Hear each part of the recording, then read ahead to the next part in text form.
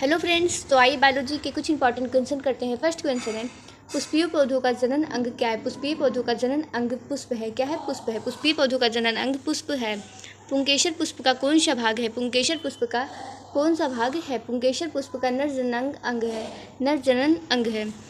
पुंकेसर के शीर्ष भाग को क्या कहते हैं? पुंकेसर के शीर्ष भाग को परागकोश कहते हैं। पुंकेसर के शीर्ष भाग को परागकोश कहते हैं। परागकण कहाँ बनते हैं? परागकण परागकोश में बनते हैं। परागकण कहाँ बनते हैं? परागकोश में बनते हैं। मादा जनन अंग को क्या कहते हैं? मादा जनन अंग को जयांग कहते हैं। क्या कहते हैं? जयांग। मादा जनन अंग को जयांग कहते हैं। जयांग का निचला फूला हुआ भाग क्या कहलाता है? जयांग का निचला फूला हुआ भाग अंडाशय कहलाता है। क्या कहलाता है? अंडाशय। जयांग का निचला फूला हुआ भाग अंडाशय कहलाता है। अंडाशय के अंदर क्या उपस्थित होता है? अंडाशय के अंदर बीजांड उपस्थित होता है। क्या उपस्थित होता है? बीजांड। बीजांड के अंदर कौन सी संरचना होती है? बीजांड के अंदर कौन सी संरचना होती है? भ्रूणकोश होती है। क्या होती है? भ्रूणकोश। बीजांड के अंदर भ्रूणकोश होती है। सामान्यतः भ्रूणकोश में कितने नाभिक होते हैं? सामान्यतः भ्रूणकोश में 8 नाभिक होते हैं। कितने नाभिक होते हैं? 8 नाभिक होते हैं। परिपक्व भ्रूणकोश कितनी कोशिकीय होती है? परिपक्व भ्रूणकोश 7 कोशिकीय होती है। परिपक्व भ्रूणकोश 7 कोशिकीय होती है। परागकण की बाहरी भित्ति क्या कहलाती है? परागकण की बाहरी भित्ति एग्जाइन कहलाती है। क्या कहलाती है? एग्जाइन कहलाती है।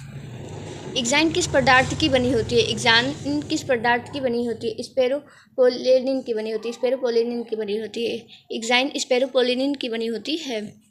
परागकण की आंतरिक भित्ति क्या कहलाती है? परागकण की आंतरिक भित्ति क्या कहलाती है? इंटाइन कहलाती है। इंटाइन कहलाती है।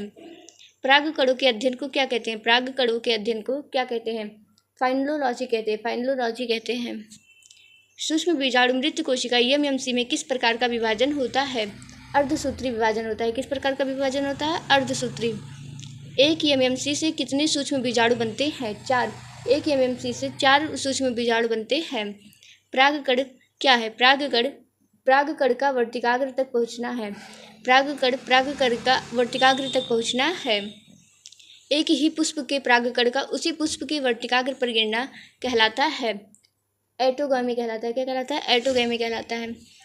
एक पौधे के एक पुष्प से दूसरे पुष्प में परागकण कहलाता है जेनिटोगैमी कहलाता है। जेनिटोगैमी कहलाता है।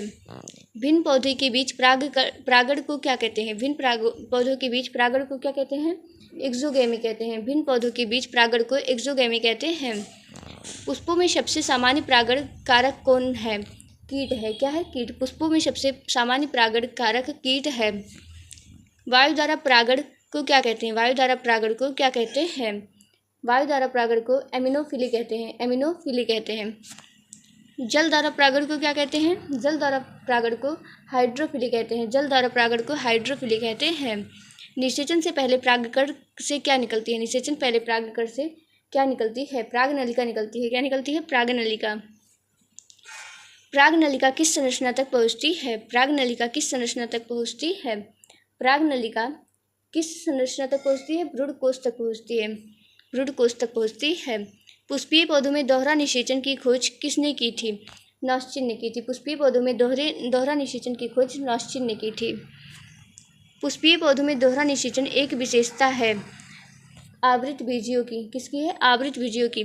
पुष्पीय पौधों में दोहरा निषेचन एक विशेषता है आवृत बीजियों की। निषेचन के बाद बीजांड किसमें परिवर्तित होता है? निषेचन के बाद बीजांड किसमें परिवर्तित होता है? बीज में परिवर्तित होता है। निषेचन के बाद बीजांड बीज में परिवर्तित होता है। निषेचन के बाद बीजांड बीज में परिवर्तित होता है। निषेचन के बाद अंडाशय किसमें परिवर्तित होता है? निषेचन के बाद अंडाशय फल में परिवर्तित होता है। निषेचन के बाद अंडाशय फल में परिवर्तित होता है। निषेचन के बाद अंडाशय फल में परिवर्तित होता है।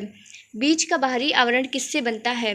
बीज का बाहरी आवरण किससे बनता है? बीजांडवरण से बनता है। बीजांडवरण से बनता है।